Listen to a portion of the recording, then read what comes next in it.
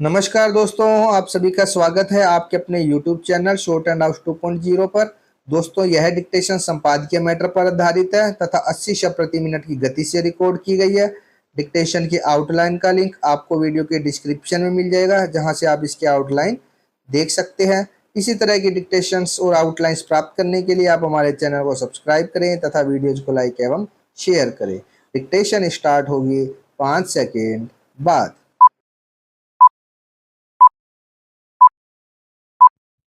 Start. मतदान के प्रति बेरुखी हमारे देश में कोई आज की समस्या नहीं है। यह बात सच है कि पिछले वर्षों में देश में होने वाले विभिन्न स्तर के चुनावों में मतदान प्रतिशत बढ़ा ही है। फिर भी हम हर मतदाता को मतदान केंद्रों तक लाने में सफल नहीं हो पाए हैं।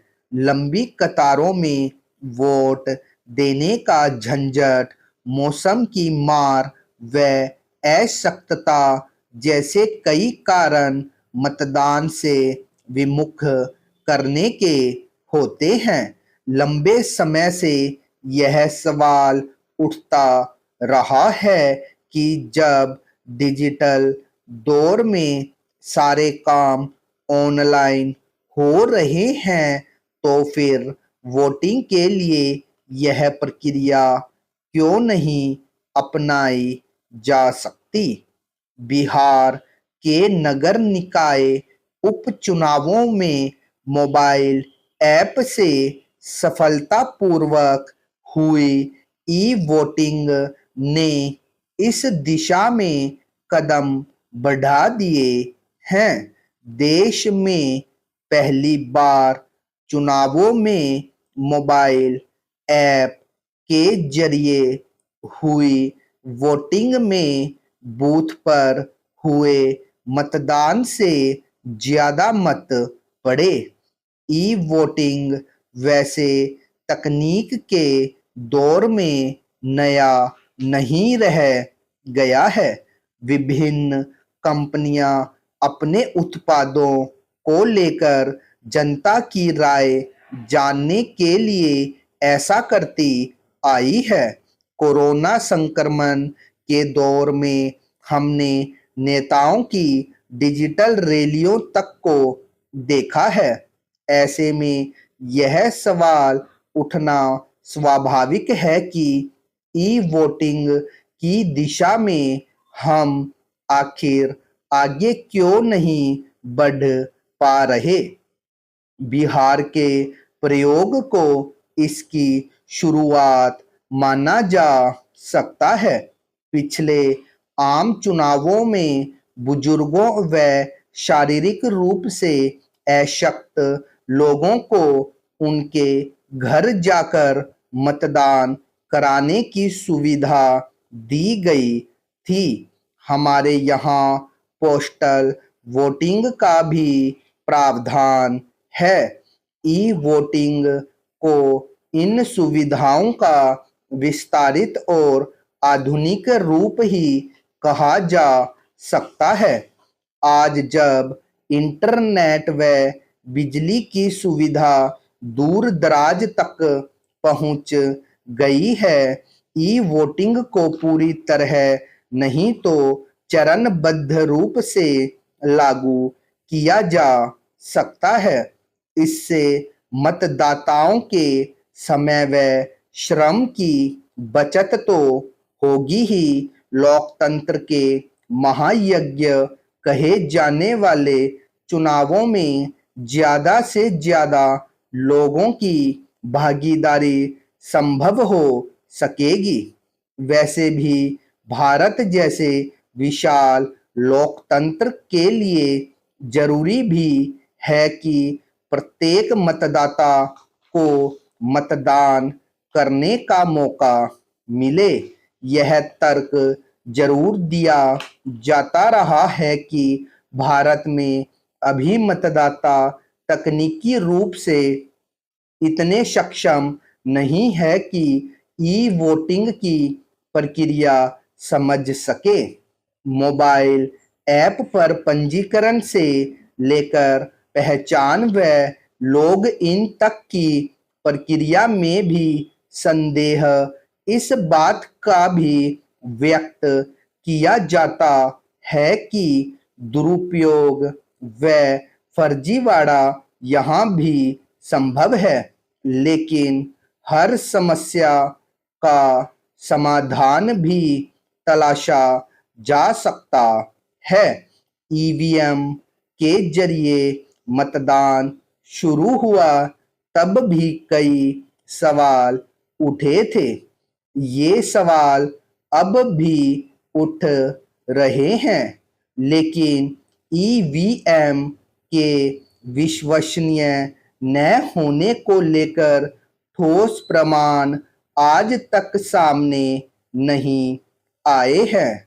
मोटे तौर पर देश चुनावों को लेकर साल दर साल बढ़ने वाले खर्च को बचाने व चरणों में होने वाले मतदान की प्रक्रिया को रोकने के लिए ई वोटिंग बेहतर उपाय हो सकता है। ऑनलाइन वोटिंग असंभव कतई नहीं है। जरूरत सही तकनीक का इस्तेमाल कर सुनियोजित तरीके से लागू करने की है। बाड़मेर जिले में भारत पाकिस्तान अंतर्राष्ट्रीय सीमा के पास से हेरोइन की भारी खेप बरामद होना बड़ी चिंता की ओर संकेत है। संकेत इस बात का कि अंतर्राष्ट्रीय गिरोह ने मादक पदार्थों की तस्करी के लिए राजस्थान में अपनी जड़ों को मजबूती देना शुरू कर दिया है।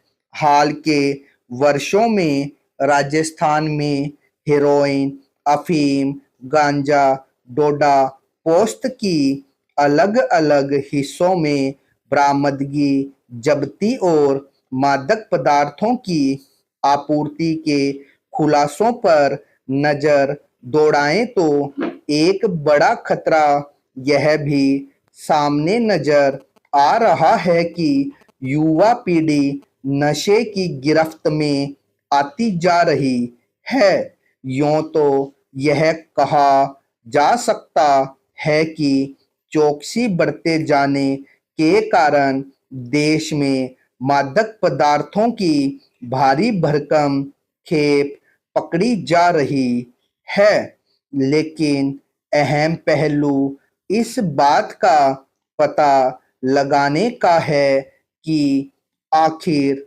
ये मादक पदार्थ कहाँ से आ रहे हैं और कहाँ जा रहे हैं। साथ ही यह भी कि मादक पदार्थों की खपत देश के किन हिस्सों और समाज के किन वर्गों के बीच हो रही है। प्रदेश के हर जिले में मादक पदार्थों की तस्करी को रोकना पुलिस प्रशासन के लिए बड़ी चुनौती बनी हुई है।